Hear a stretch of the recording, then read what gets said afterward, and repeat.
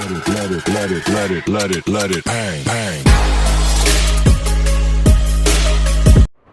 मेरे प्यारे दोस्तों, मेरा नाम है गौरव शर्मा और आप देख रहे हैं गौरव सर की पाठशाला। तो आज हम बात करने जा रहे हैं निर्देशांक ज्यामिति, जिसे कहते हैं कोऑर्डिनेट्स ज्योमेट्री।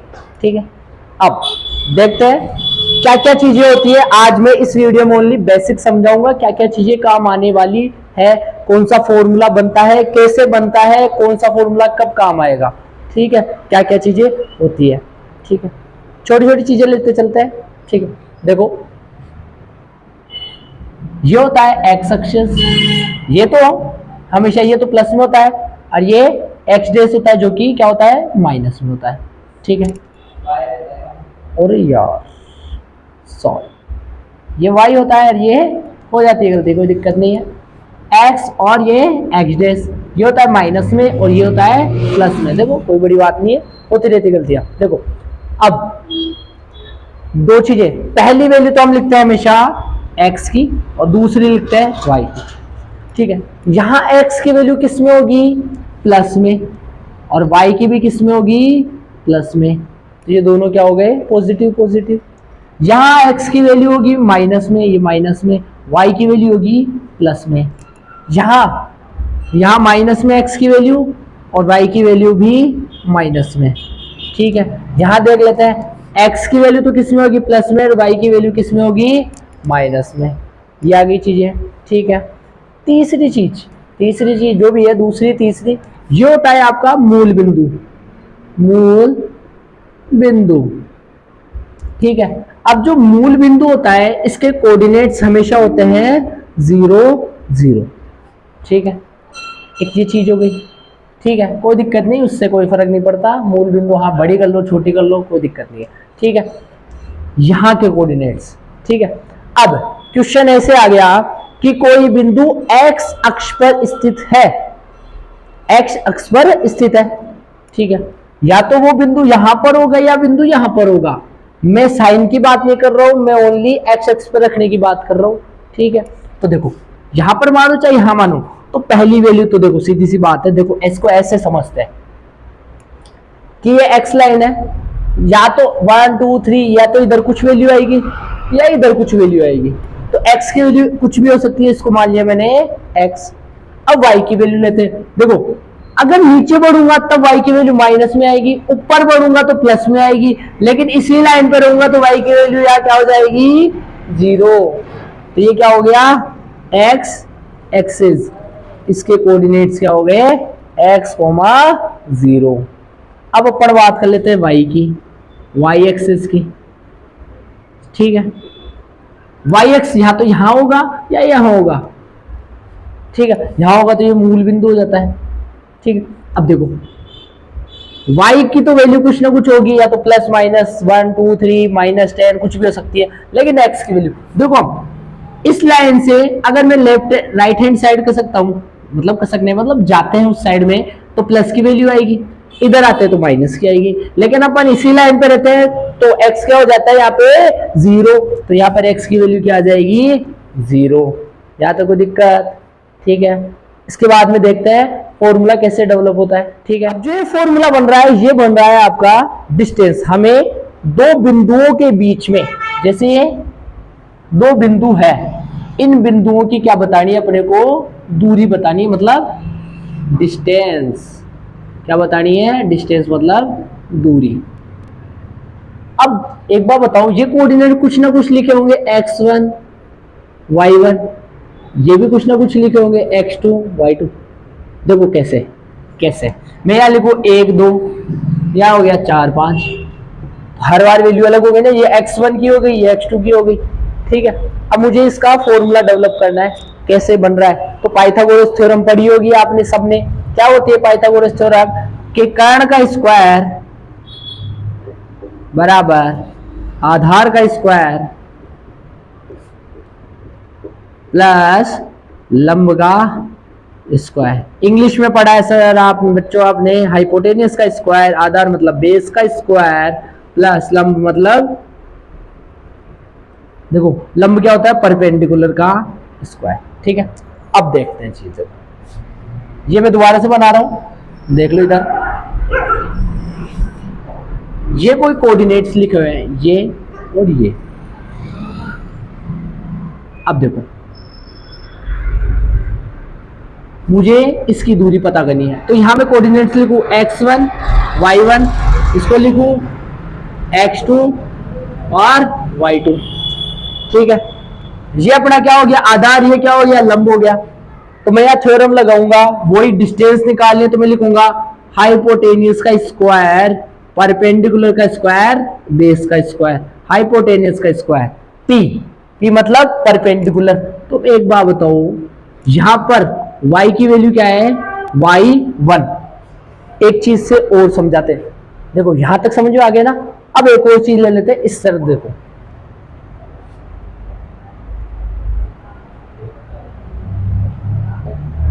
इससे और अच्छे से समझ में आएगा, फिर उस पर चलते हैं। देखो ठीक है, अब देखो यहाँ तो कोऑर्डिनेट्स क्या होते हैं 0 0, यहाँ लिखा मैंने 1, यहाँ 2, यहाँ 3, यहाँ 4, यहाँ लिखा 1 2 3 4। तो मैं एक तो यहाँ लिख लेता हूँ और एक यहाँ पे, इसकी मुझे क्या बतानी है, डिस्टेंस बतानी है। तो ये ऐसे बन गया बिल्कुल।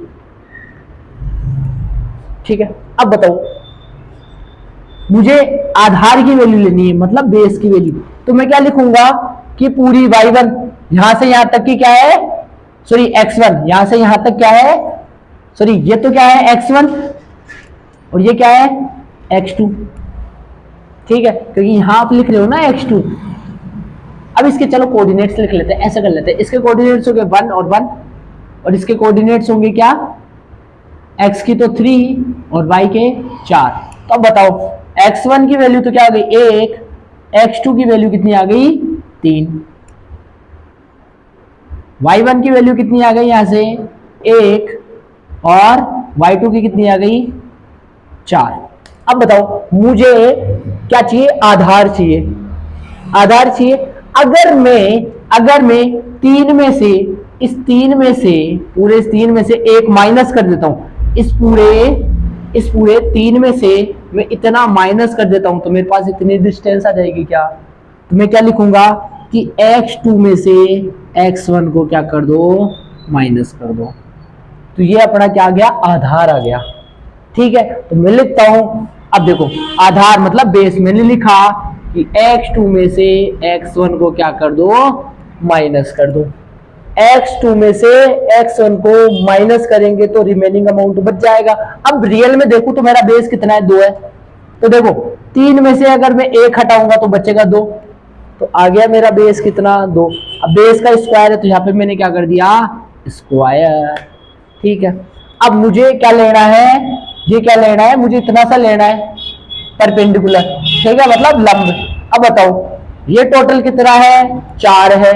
4 में से मैं 1 हटा दूंगा तो रिमेनिंग कितना बच जाएगा, 3। तो मैं लिखूंगा कि y2 में से y1 को हटा दो। मैंने लिखा y2 में से y1 को हटा दिया और ये परपेंडिकुलर का क्या है, स्क्वायर है। तो मैं लिखूंगा ये हाइपोटेन्यूज यहाँ क्या था, स्क्वायर था, इधर जाके क्या हो गया, रूट में चेंज हो गया। तो आप लिखोगे y2 माइनस y1 का whole square plus x2 minus x1 का होल स्क्वायर।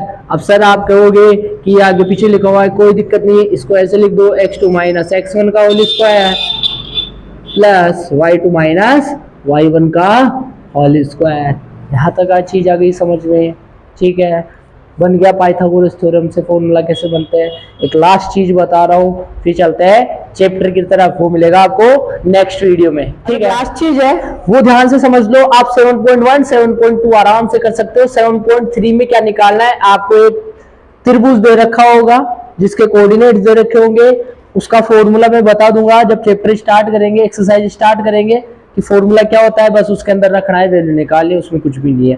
ठीक है, जो बेसिक है वो समझवाना। अब ध्यान से देखो, ये एक नंबर में कंफर्म आएगा, 101% आएगा, जिसको ध्यान से देख लो। ठीक है, ये बोल रहा है, अब देखो क्वेश्चन ऐसा आया कि 2 और 4 x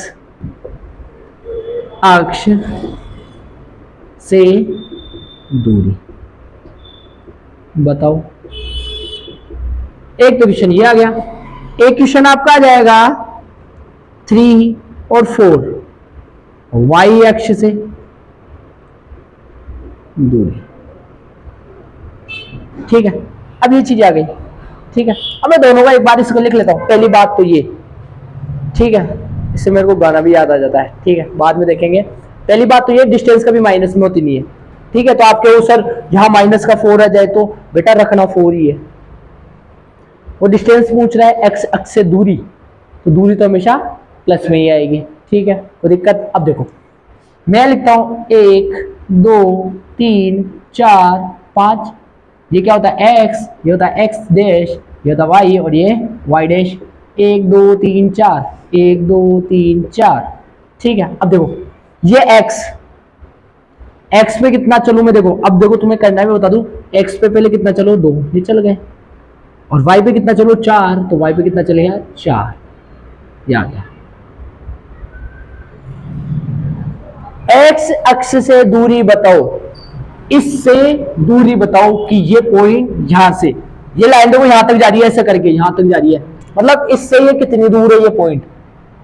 तो यहां से देखो 1 2 3 और 4, तो ये कितनी दूर है 4। आ गया समझ में? अब इसका शॉर्ट ट्रिक भी बता देंगे अभी। मतलब शॉर्ट ट्रिक सीधी सी है, जब x का पूछे तो y का कोऑर्डिनेट्स बता दो, और जब y का पूछे तो x का बता दो। अब देखो y का पूछ रहा है तो x का बता देते हैं।